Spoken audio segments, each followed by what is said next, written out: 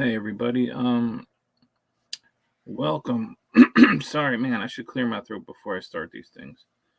Welcome to anybody watching. Anybody watching on the live on the replay. Thanks for coming back and letting it run. I guess until you get too bored. Man, wow. I just thought I'd go live again.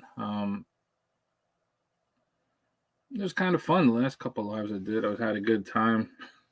Unfortunately, they weren't about beekeeping. It was just mostly trolling.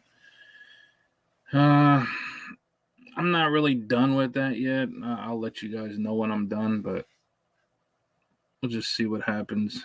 Tonight, don't really have anything planned. We'll just see if anybody wants to come in and talk about some stuff.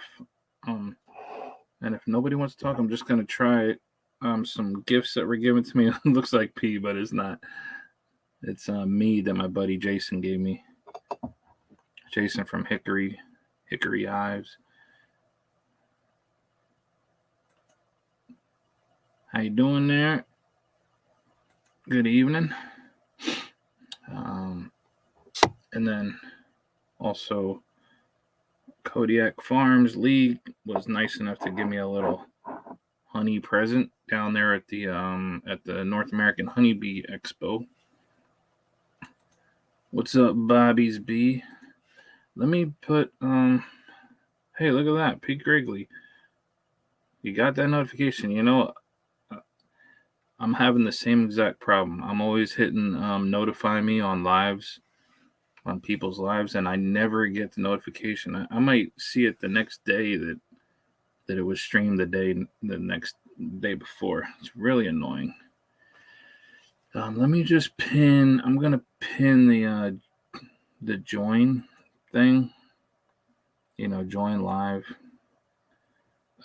If people want to have like bee related talks or really, I don't know.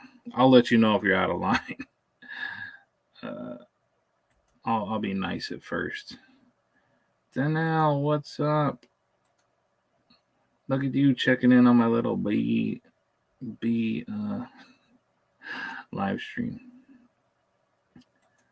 Candy Jane S, how you doing?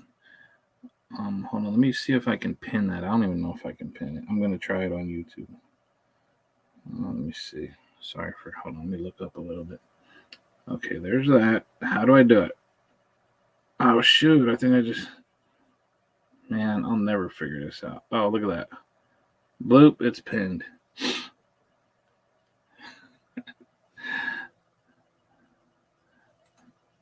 Tiffany Rush, what's the buzz? I don't know. We'll find out. Need some good honey. All right, I gotta try. I'm gonna try again soon to drop that off for you. It'll be soon. Just trying to get through this stupid rush at work that I hate.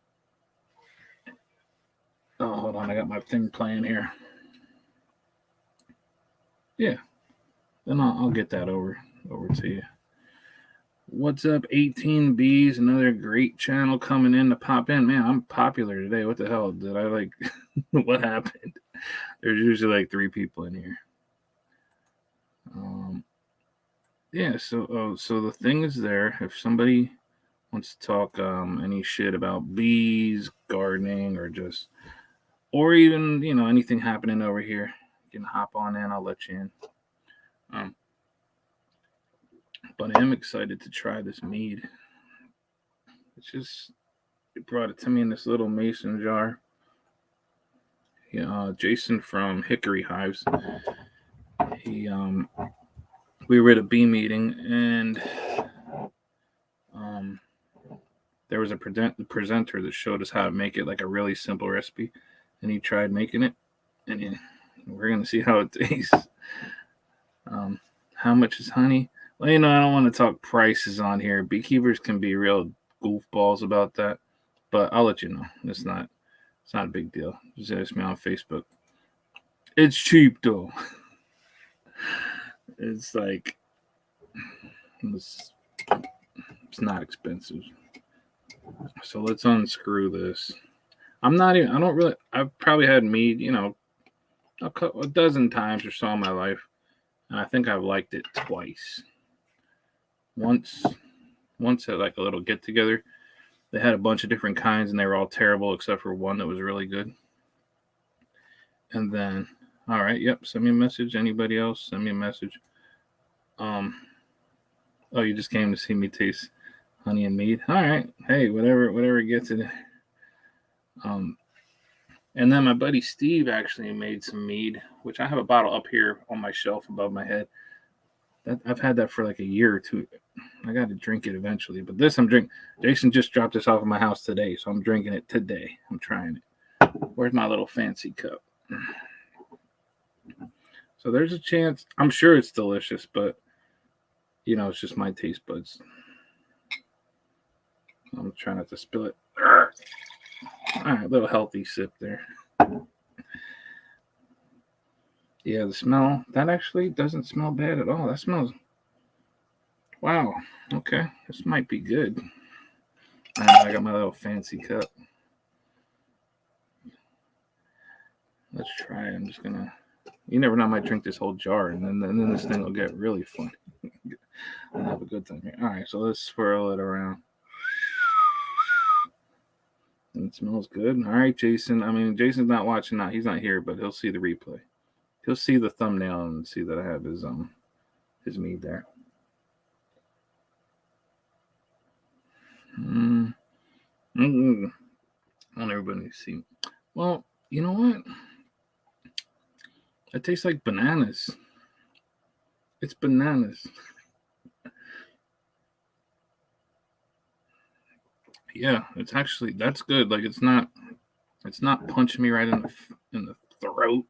It's not throat punching me like some crap I've had.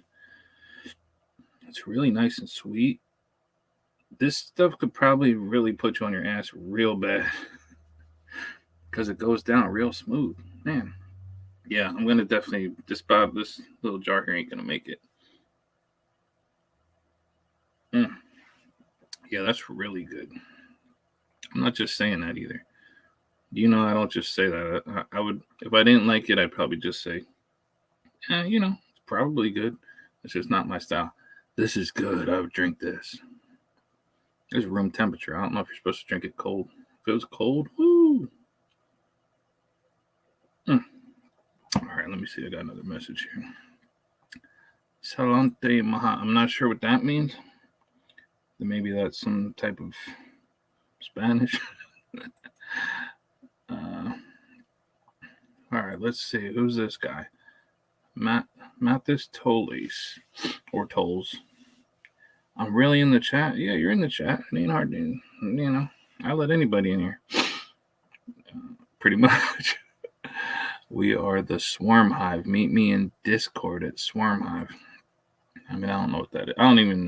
I've never been on Discord. I don't even know what that is. But whoever wants to go there, go for it. So that's actually really, really good. I could tell it's going to sneak up on somebody. I don't know what the alcohol content is, but I'm sure it's a little bit higher than my normal thing. Yeah. Oh, okay. Hold on. We got Pete Grigley. Setting up his camera. He's in the green room. I always like to have somebody in here to shoot the shit with because I'm not a big talker. Believe it or not. So shooting the breeze. So get that thing steady. I can see him there working on it. He's really trying to work. I'm gonna give him another minute or two. J. Mike Rollins comes on in with a question. What do bees do in the winter? Well, I get that a lot. Oh my God. Every time I'm at work, anybody finds out I have bees, they all want to know what do they do in the winter. And winter isn't the same for everybody. Maybe winter in like Georgia or Florida, it's not that cold. So they pretty much do almost everything they normally do. But here in Pennsylvania, they they cluster really tight, like in the hive, and just consume their honey over winter. They don't fly unless there's warm days. They'll fly. They'll go rob honey from dead colonies and stuff. Or though, the main thing they do on warm days in the wintertime is to get out and go to the bathroom. Believe it or not, they're all penned up in there and they really got to go. So, a warm snap happens, 50 degrees or mid 40s and sunny, and every single bee comes out, goes to the bathroom. All right. So we're basically talking shit right now, which is cool. I'm going to let Pete hop on in here. How you doing? How's your microphone working? Okay, I can hear you. You hear me good? Yeah, I can hear you good. You ever have mead before? Are you a mead person? No. This is good. Not. Hopefully Jason makes a little video on how he did it, because I forget. I didn't take notes. Dude even gave us a paper and everything how to do it, and I don't know what. I probably washed it. Probably went through the wash and dryer. That's good. And then I think next, a couple minutes, I'll crack into this honey from Kodiak Farms beekeeping channel. Looks a little dark. It's a little bit dark, That's my favorite. I love the dark stuff. You like the dark? I like the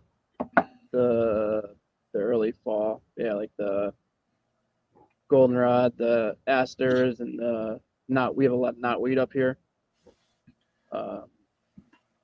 That's for some reason that's my favorite. I like it. Yeah, knotweed is a lot of people's favorite. That's my favorite too.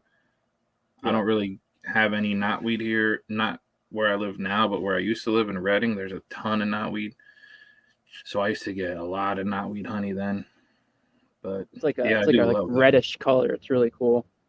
Yeah, the red is good. That might be, I can't really see it, but I don't know. We're gonna give it. Shit, I forgot to get a spoon. I'll work something out. Yeah. So what, are you freezing up there too, like I am? I think. Oh yeah. I think our wind chill is like 8 degrees right now. Let me see. It's pretty cold. Oh yeah, the real feel is 8. Yeah. That sucks. I actually brought my outside cat in, and when I was setting up, she was like bothering me here really bad. I thought she was going to be like my guest on the show. I've been having a tough time with my chickens, man, with the water situation and constantly having to change the water and like freezing. Like I put fresh water out and it freezes within like an hour.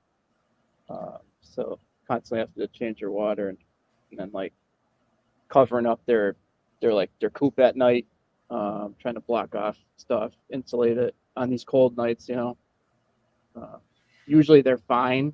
They don't need much, but I got a couple chickens that are like a different genetic line that don't seem to be as winter hardy as like the Rhode Island Reds and stuff like that. Like the rooster I had was when the sun set tonight, he wasn't going in the coop. He was like stuck shivering in the garden bed. I had to pick him up and bring him into the coop. But yeah, I've had I changed my water like at least twice. I tried to change it twice. Well, there's minimum twice, and yeah, it's frozen. It's like frozen solid, and pretty quickly. Same with the rabbits. I have to change the rabbit's water bottle. I think it's frozen solid. Pete is in. No. Where the hell are you again? I know it's up there. Connecticut. No. Connecticut. I get all those states. Total opposite side of the country. Well, it's up there though, so it's not. It's not. It's north. Yeah. Oh, I was thinking Canada. Yeah, so opposite side and then north. Yeah. Yeah. It's north. Total opposite side of Alaska. Yeah. Yeah, Alaska beekeeping is something. I do know there was a dude who was like, "Oh, I want to come on and talk about Alaska beekeeping." And the Tim guy? Yeah, Tim. Just to say his name's Tim. Yeah. And I don't know. I said, okay, whatever. I mean, we'll do something, but he never got back to me. I don't know. I don't know what there is to do up in Alaska, like with bees, because you may be able to keep them alive over winter, but what are you gonna do? Like, I don't know. There's no feral population. There's no catching No. swarms. Yeah. So what I see a lot of people do is they just kill their bees. Like they purposely just vacuum them all up. I saw it on TikTok on a couple of videos. They're like, okay, it's time to kill our bees. It was really, they were really excited about it. I'm watching like, damn, that sucks. And they're just vacuuming the bees right out of the hive, like into a normal shop vac full of soapy water, and then just killing them, taking all the honey, and then that's it. That's the season. Then they do it again next year. That's crazy. I mean, I guess financially it makes sense to them because how much are bees? They're probably expensive up there. Let's say they're $300. Like to me, that's really expensive. You know, they're gonna make more honey than that, so they'll end up ahead. They just don't have to worry about winter time. I don't know. Who knows what the hell they do, but like, I guess you could put them in your basement or somewhere. But that's a lot of work. Yeah, all that work for what? Just to save $300? Yeah. Yeah. I don't know. I try to do as little work as possible now. Right. Yeah, that's my plan for 2024. I'm doing even less, like if that's even possible. All right, let's crack open some Kodiak Farm honey here. I'm sure it's going to be good. I've only ever had honey one time that I thought was disgusting and I spit it out, and that was on a cutout I was doing. I mean, and it looked beautiful. It was like a big perfect hunk of perfect honeycomb, clean, fresh with bees on it. And I just shook it off. There was no bees, and I bit into it. Yeah, I wanted to throw up. It tasted that bad. It was really, really bad. Wow. It tastes like rotten tomatoes. I don't know how that tastes. Like rusty metal and rotten tomatoes. I don't know what they were eating, but it was disgusting. Man, I really don't want to just stick my finger in here. Hold on, let me run to my kitchen, run and grab a spoon. How do I even? Let me just remove myself for a second. You gonna be all right here for like 15 seconds? I guess. I'll just sit here. I can't see people. Oh, you can't see any of the chatting or anything? I can only see it if you pull it up. Like when you pull it up on your screen. Oh, really? Yeah, I can't see. Oh, I think I could. There's an option for me to go in there, right? Yeah, to hit comments. You can just hit like comments over there. All right. Can you still see me when I do that? Yeah, I can see you. Okay. Do I have that on video? Oh, of eating that disgusting honey? If I do, man, that was a long time ago. That was quite a while ago. Let me just take myself out for a second because I don't want to.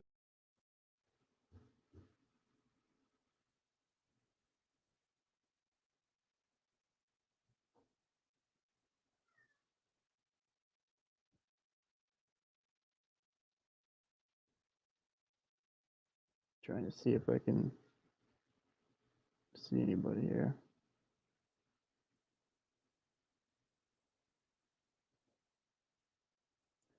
So no, I did see someone ask if I'm in Alaska. I'm not in Alaska. I'm in Connecticut, which is in New England, pretty much like an hour outside of Boston. Okay, I'm out of breath. I just ran to the kitchen. You're good. I was telling them where I live, like in New England, right outside of Boston, right around. I live pretty much in the border of Massachusetts, Connecticut.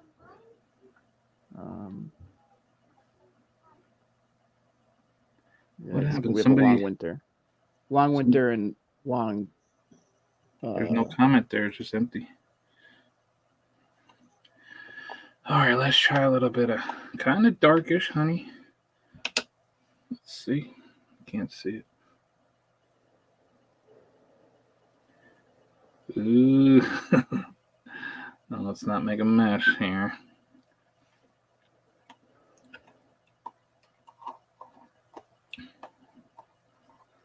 Okay.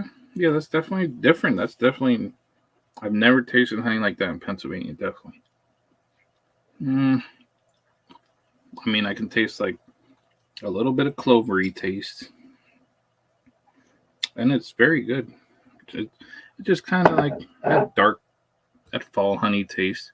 It's definitely not like kind of funky and bitter, kind of like goldenrod to me. That's good. I like it. Yeah, we never get like strictly goldenrod. It's always mixed. Yeah. So like we never get that. I could smell it when their goldenrod's coming in, but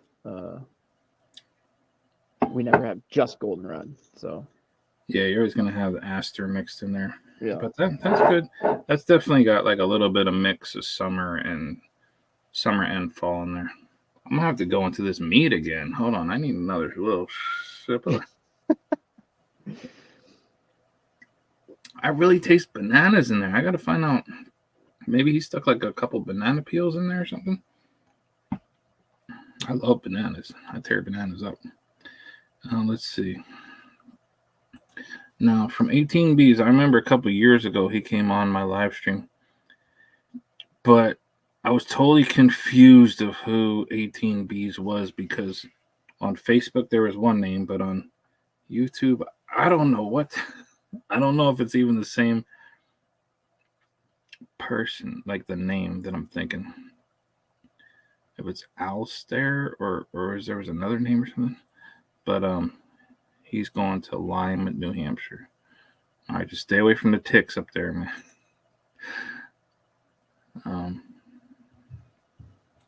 Oh, look at Tiffany Rush coming in with a beekeeping question. What do you do with the honeycombs? Do the bees just reuse it? Well, that's another good one. What do you do with the honeycombs, Pete? Pete G. What, from a cutout? Is that what you're asking? Well, yeah. So there you go. There's a couple different options. Like if you're removing bees and you're cutting combs out of, say, somebody's roof or their wall, what do you do with them? I frame them up, so I'll cut them out. I gotta remember, you're talking to somebody who's not a beekeeper. Tiffany Rush. Oh, okay. So how to Way to describe frame them up. So you cut the comb out and you get like a wooden frame, which is pretty much what the bees build their comb on. And we take rubber bands and we'll somehow, I don't know how to describe that, just put the comb into the frame. How do you describe that? I don't know. Yeah, we take it for granted, like when we're talking about people who keep bees, that when you talk to somebody who doesn't have bees, we're like, yeah, you just frame it up and you put it like this and that. And they're like, what the hell are you talking about? But yeah, so the frames, like Pete's saying, is the wooden little part that we're always picking up and flipping them around and stuff. So we cut those combs that are in like a wild nest, and we affix them into the frames with rubber bands. I got a couple of videos doing that, and then and yes, the bees do reuse comb. They'll reuse combs for quite a few years, and then once it gets really, really old and the combs just get really, really old and black, then the beekeeper either cycles them out and melts them down and gets beeswax, or the bees will just leave the nest and then wax moths eat them. It's a whole interesting thing. But yeah, the bees definitely use them. Now, somebody like Lee who like produces honey like this and produces like a good amount. Same thing with Jason, like who sent me this. They use extractors, which is it's like a machine, so it doesn't break the combs up. So the bees can reuse them. Me, I mostly smash all my combs. I just smash a lot of it. The bees can't reuse it. It's just a big pile of wax, and then they got to make new stuff. Yeah. I think it tastes better when you crush it. Yeah, it tastes good to me. I mean, I don't think it tastes bad, but you do get a lot of honey stuck in all that mess, though. So. Yes. Yeah, you waste. I feel like I waste more honey when I'm crushing it, but I just love the taste. I don't know what it is when you crush it. To me, it just tastes better. Yeah, that's it my does. Opinion. That's not a fact, obviously. I think you're right, though. I think you're right because a lot of times cut out honey, like it's just old brown ass combs, and I'm just smashing them, and I just smash and crush and strain all those. Mm-hmm. And for some reason, cut out honey always tastes really good to me. Yeah. But I think you're not supposed to sell it. I don't know what the rule is, but I've heard people say there's a rule, but What the hell? Oh goodness, what is my? Hold on, let me. I thought I just got kicked off. Yeah, I love cutout honey.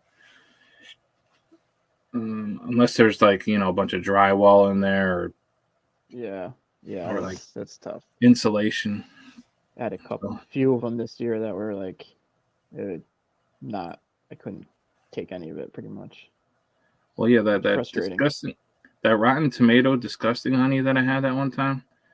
Yeah, that was bad, and there was a lot of it too. But I did let my bees clean it up and eat it, and it didn't seem to pass into my next harvest at all. They must have just ate it up. Yeah. But yeah, combs definitely become black after a few years. And people will say that the bees will use them. Like I heard some people saying, "Oh, I got frames that are 50 years old, and the bees still use them." Oh, you know how many people I heard say that? Really? Like, because I got some that are 5 years old, and the bees just won't touch them. Yeah. They'll barely put honey in them if you put them like on the outside. But hey, whatever.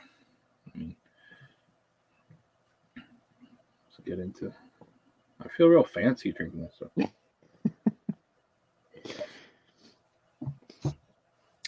Oh man, you probably shouldn't go live and like imbibe in a whole big ass mason jar full of mead in a beer. I was watching YouTube earlier, and what's that guy's name from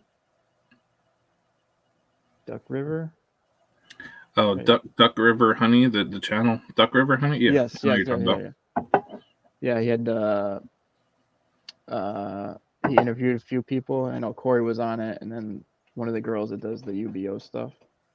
Yeah, he was at the thing that I was at, Yeah, and I think him and Corey's like stand were right on top of each other. They were right next to each other. So yeah, yeah, yeah. um, And they had what's that guy's name that I think he works for Better Be now, but he's like the scientist guy. Like not science, he's some kind of oh yeah, you're talking researcher. about David Peck. Yes, yes, that guy. Yeah. He was on there too, and they were all talking about the UBO stuff. Yeah, that's a new thing. You know, Yeah, that's a new thing gonna again. save everybody. Oh god, here we go. Here we go. Like what was it? First it was Samuel, whatever the hell his name. It's not hemolymph, it's fat Oh, bodies. Like Ramsey. Yeah, who cares? And then yeah, what was it? Oh, the bees clustering the strut. Oh, all the new crap coming out. Oh man, now it's the. Then what else? The what do you call it when they're like hygienic and the VSH and they're trying that. Now yeah. they're like, god damn, man. Yeah, Spivak, That's an, Marla you could, Spivak first with the freeze killed brood stuff, and then now you have this that supposedly what it mimics the signal that the brood gives when yeah. it's It all dying or makes something. it all makes perfect sense on paper, Yeah, and and it's gonna make perfect sense to the people who are like who discovered it. They have confirmation bias. Um, but I just don't see anything ever beating like, do they live on their own or not? yeah, And then like that's it. yeah, And if you're not, and yeah, I get it. Like commercial beekeepers can't do that, but yeah, but yeah. And you're totally negating the other aspects of survival, of tolerance, and other things that yeah, bees can live along with mites that may not be hygienic behavior.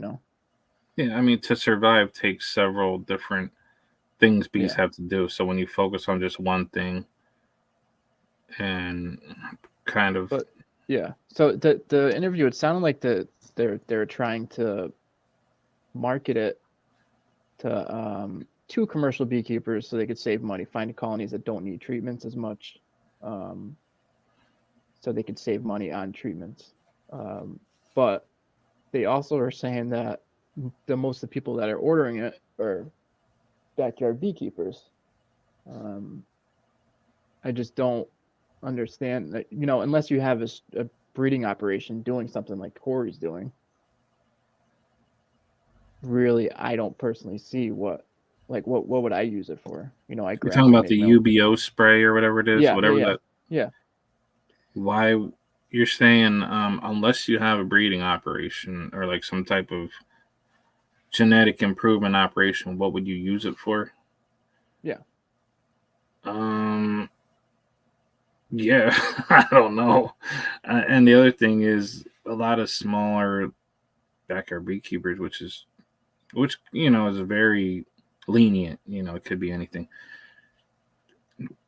They're very attached to their girls, their little babies, and their Yeah. ladies. So they're not going to ever admit, oh, guess what? This Queen Victoria over here that I love and I talk to every day, her bees are trash. So we're just going to go ahead and they're not going to do anything to select. Yeah. They're just gonna So say, oh, these are keep them crap. alive. Yeah. They need Yeah, I'm going chickens. to treat them, keep them alive. Yeah. that that's why I hate the whole you know wussifying keeping bees, like just talking to them like little girls. As soon as I hear someone say, "Oh, let's go look at the girls," I just lost. It's gone. I Yeah. can't even like take them seriously. And I'm sure there's people in here that do that, but if you're I saying, talk "Oh, to look my at my bees.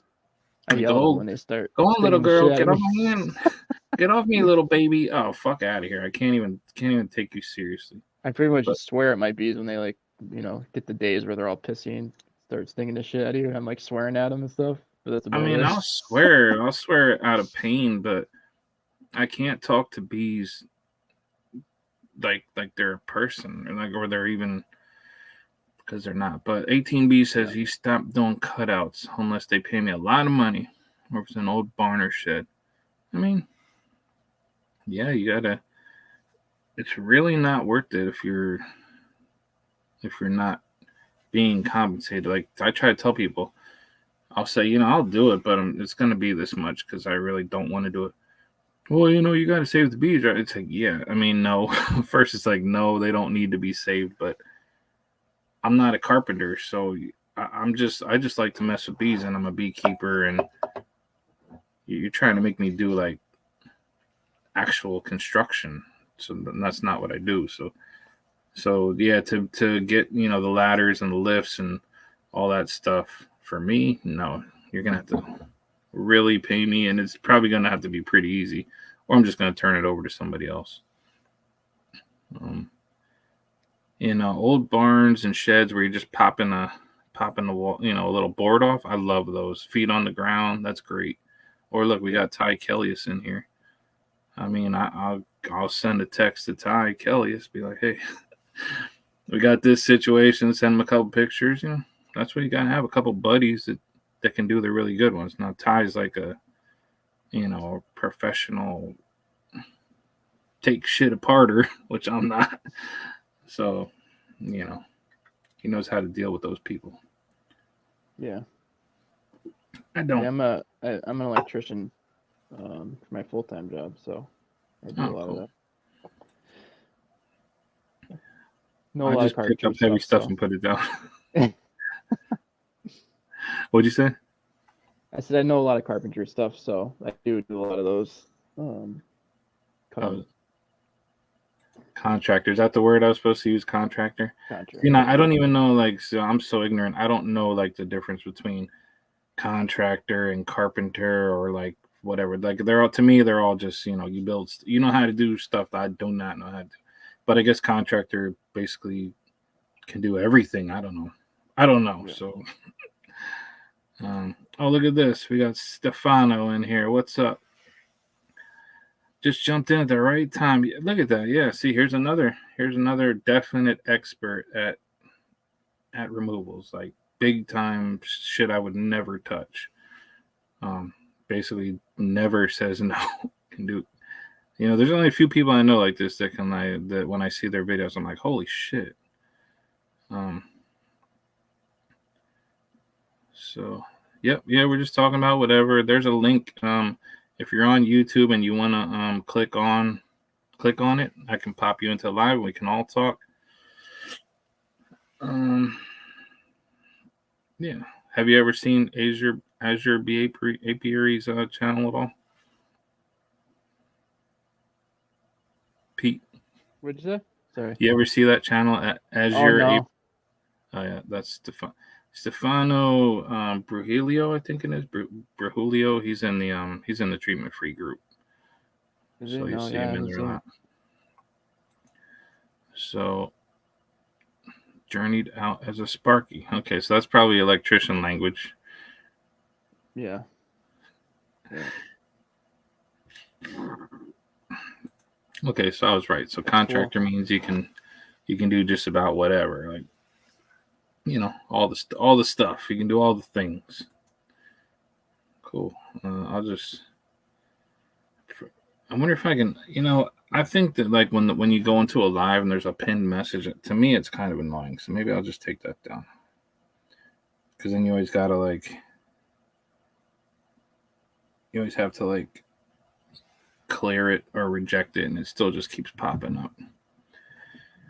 But yeah, man, the Mead's going down nice and easy.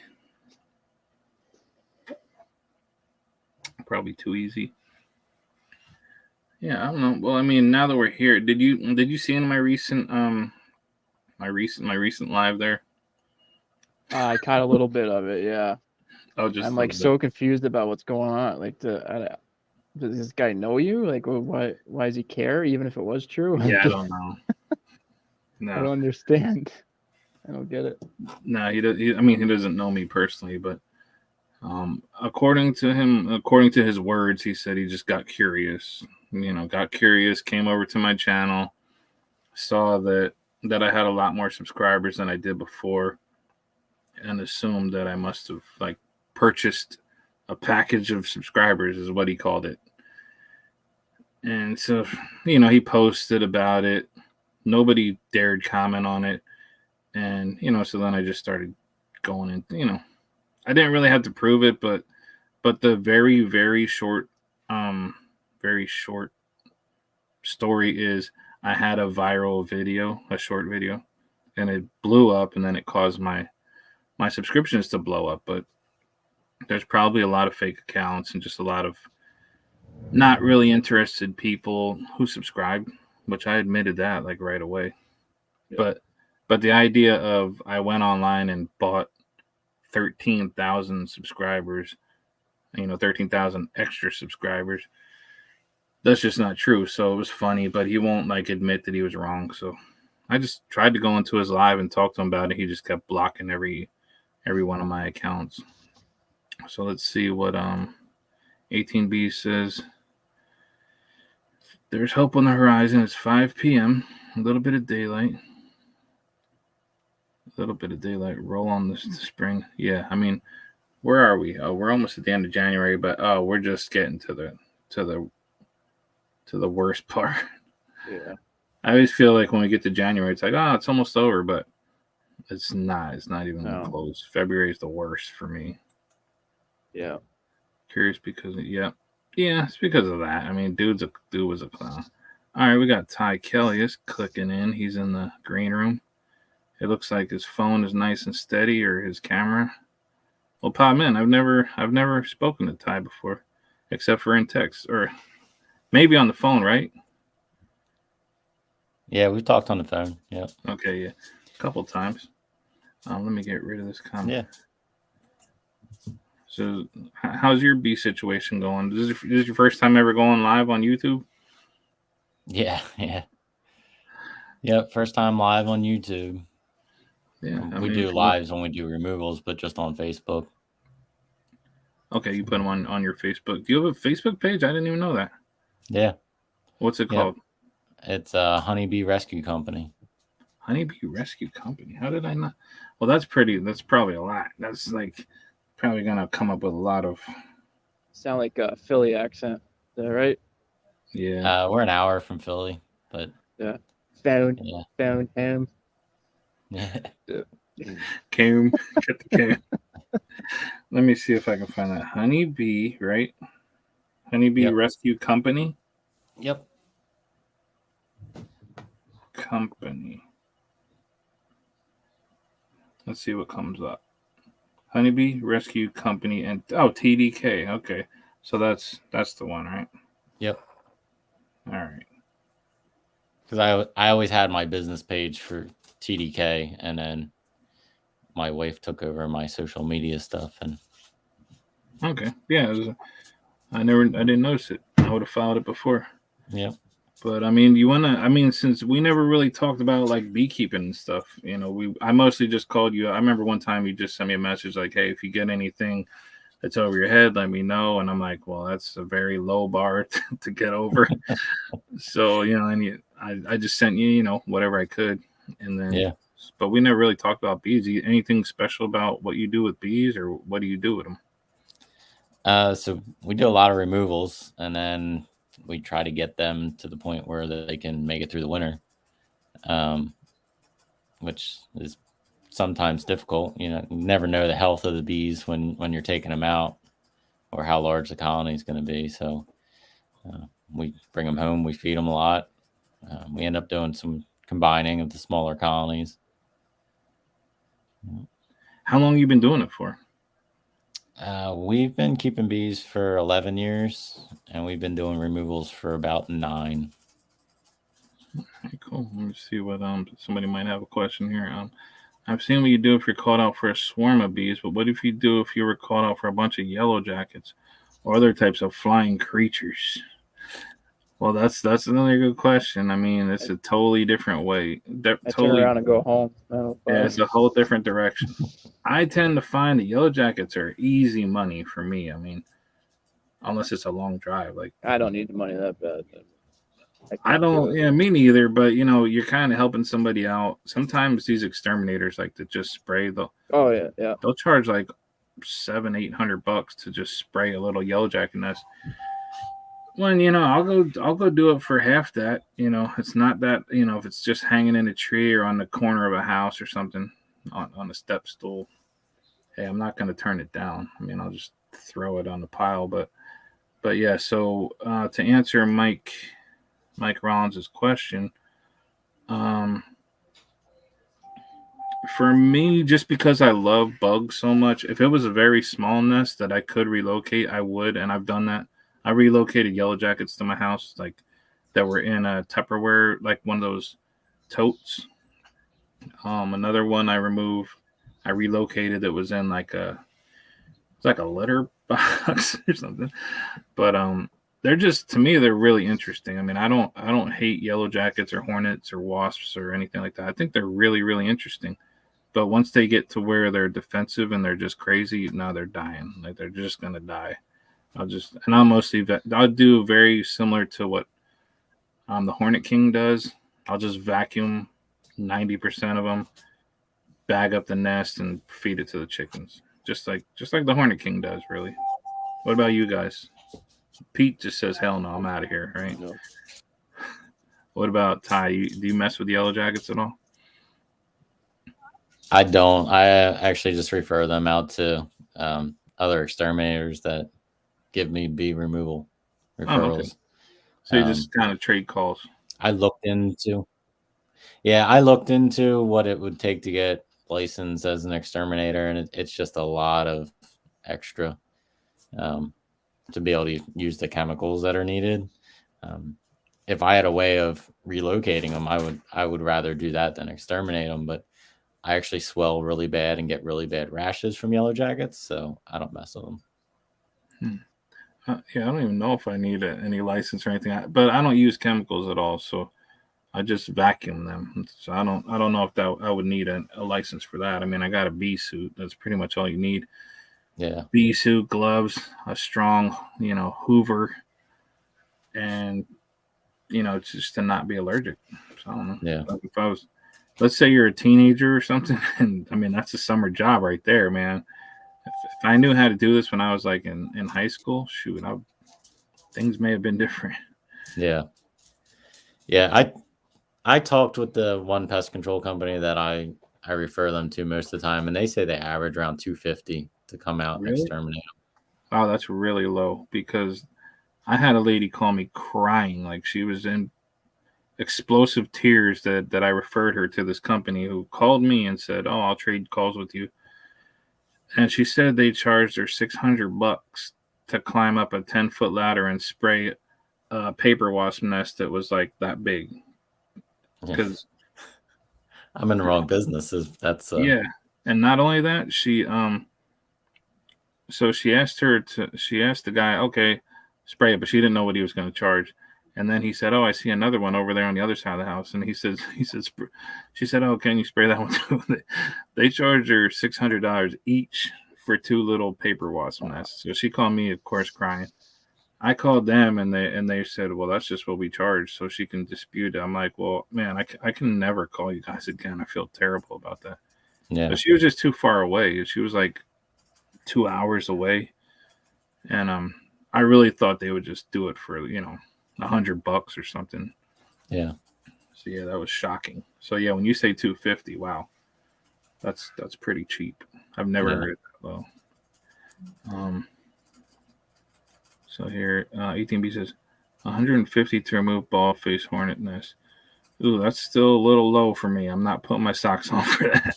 It gotta be right about double that. Nope. Yeah, it's gonna be because if they're not too big, okay, they're easy. Yeah, I agree. But no, not when they're big. Hell no. Yeah. I have this conversation with a lot of customers, not just about bees, because we do general contracting, we do all kinds of stuff.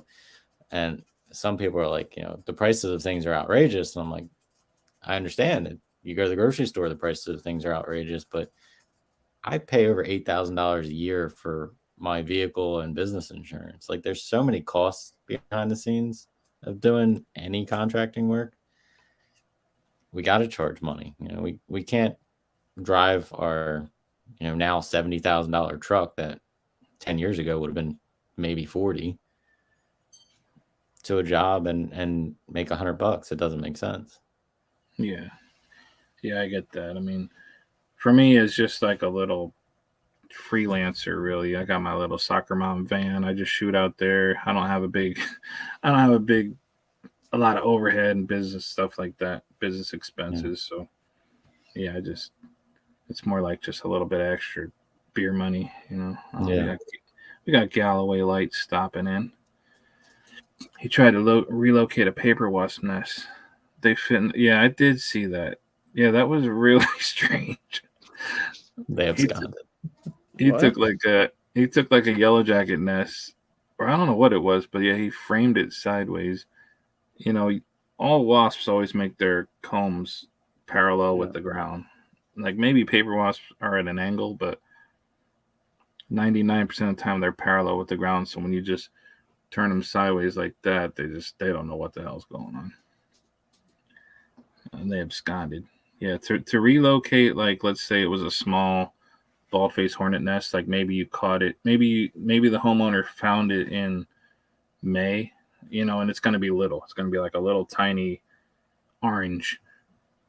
I would probably just sneak up to it at night, enclose it, and then snip the branch, and then you got to pretty much do it the way you do with honeybees, because they'll just lose it. They won't all be home if you do it during the day. Um. So, like Ty, like what kind of for your honeybees, do you keep most of them, or do you do you rehome them? Is there a certain number that you like to keep, or do you just have a whole bunch of hives? We just have a whole bunch of hives. So we keep them. We did get licensed this year to sell bees, but I don't like selling them. I put so much work into them. I have an attachment to them, I guess. So we bring them back, we feed them, and if they're not doing well or we need to combine them with other hives, that's what we end up doing. Yeah, I mean, like I've said before, when you just buy bees, like when you just swipe your credit card and get shipped a package, or you pick up a nuke off of a whole tractor trailer bed of nukes, okay, I mean, yeah, you can do that, but when you go to actually remove them and you kind of, I don't know, it's like a story to tell, to have them. I understand getting a little bit more attached to them. Yeah, I Yeah. totally get that.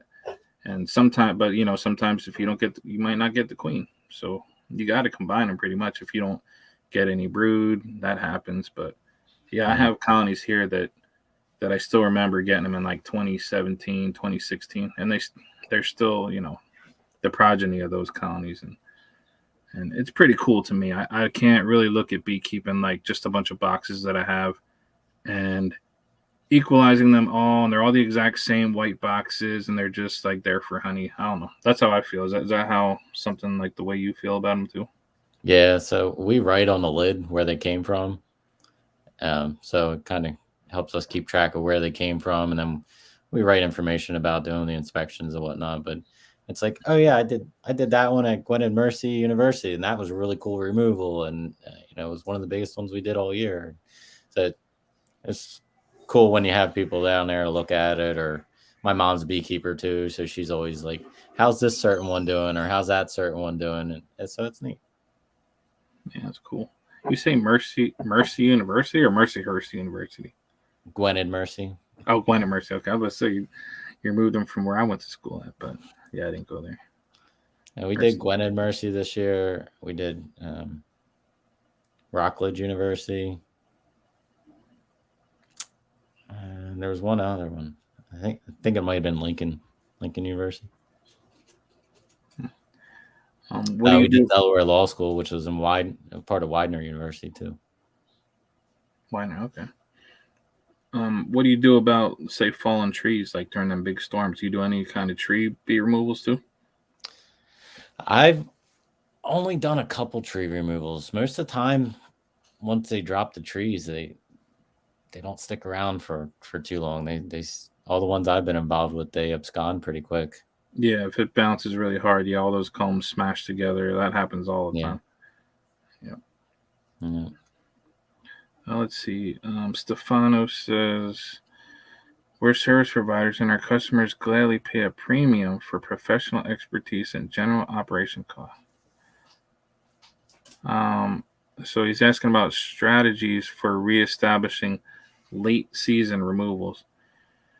Yeah, I mean that's always tough for me. I mean, what do you think, Pete? Like, if you're doing a cutout in like September, do you even do cutouts past like August? Yeah, I think I did one this year that was like early September. Or no, I think it was middle September. Yeah, but it was too late. That's too late for here. Yeah, you're up north. Forget about it. It's too late here for me, in my opinion. Yeah. Yeah.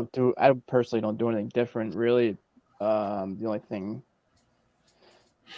I think I had to put like fondant on it, and I never feed my bees, sugar syrup or anything like that. So for me to have to put fondant on a hive or something like that,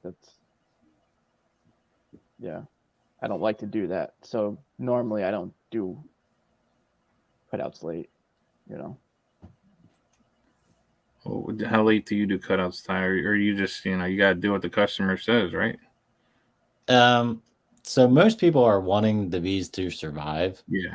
So if they're calling me and they're willing to pay to have them removed, most of the time they're willing to wait until spring. I don't love doing them after middle of August because they just take too much time to reestablish.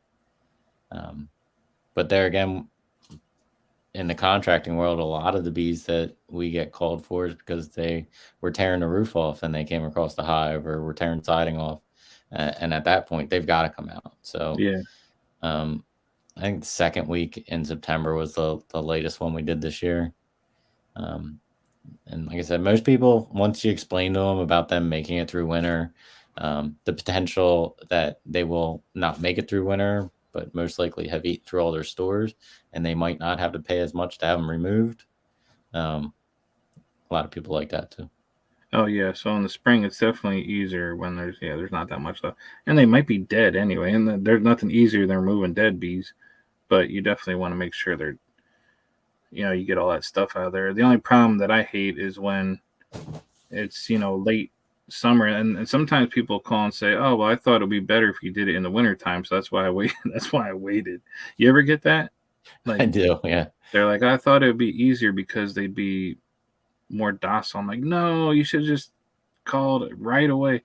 So now every night when they turn the lights on, bees are coming in the house, and at that point I can't do anything about it. Yeah, I think one of my first removals was in September. It was like mid-September. I did one years ago, And oh man, it was a big mess. Like it wasn't that difficult because I was just prying off like this porch under this porch roof, just popping these boards off. And I was like, oh cool, my first cut. And man, then robbing started, and it just looked like I was in Texas or something messing with bees. They were just coating everything. Somehow I got those bees into a box, and it's a really old video. Like if you go to my channel, it's way at the bottom. They lived somehow to the next year, and then I don't know. I don't remember what happened, but that was a long time ago. But that was torture. Yeah, doing a cutout in September in Pennsylvania during the extreme drought that's usually going on then, it's terrible. Let me see. We got a couple comments here. The bees you save today are not the bees you have tomorrow. In the news, I've heard about bee theft. Hives are brought out to remote locations to pollinate trees and then stolen by criminals. Man, Jim, Mike Rollins got the questions in here. Got the good bee questions.